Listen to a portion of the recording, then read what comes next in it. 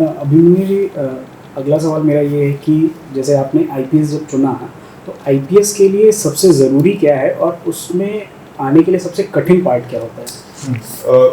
मैंने आपको as a whole civil service के बारे में तो बता दिया। सिविल सर्विसेज में भी अगर आप पर्टिकुलरली आईपीएस के बारे में पूछें तो कुछ 2-3 मेरे ख्याल से एक फिजिकल क्राइटेरिया हैं जो इसमें होने चाहिए, जो उसी के बाद आप आईपीएस के लिए ऑप्ट कर सकते हैं। मतलब आप सिविल सर्विसेज में क्वालिफाई होने के बाद भी आपके पास शायद एक हाइट क्राइटेरिया है और आई गेस एक शायद आपकी जो आईसाइट है उसका एक क्राइटेरिया है। ये 2 क्राइटेरिया में कुछ चीज़ें हैं जो एक पैरामीटर के बाद ही आप पुलिस सर्विस में जा सकते हैं, लेकिन वो इतनी हार्ड वो क्राइटेरिया नहीं है। मतलब हाइट का भी इतना बहुत ज़्यादा इशू नहीं है और आईसाइट का भी जो मेरे ख्याल से हाइट और क्या eyesight, I don't remember exactly कितने सेंटीमीटर्स है वो।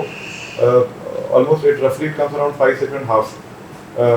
5 feet 6 inches। हाँ 6 inches उसी हाँ वो उतना होना चाहिए for boys and for girls they have different criteria and similarly they have relaxation for tribal people कि उनके हाइट्स में कुछ मेरे ख्याल से कुछ रिलैक्सेशन है। तो ये सारे क्राइटेरिया हैं।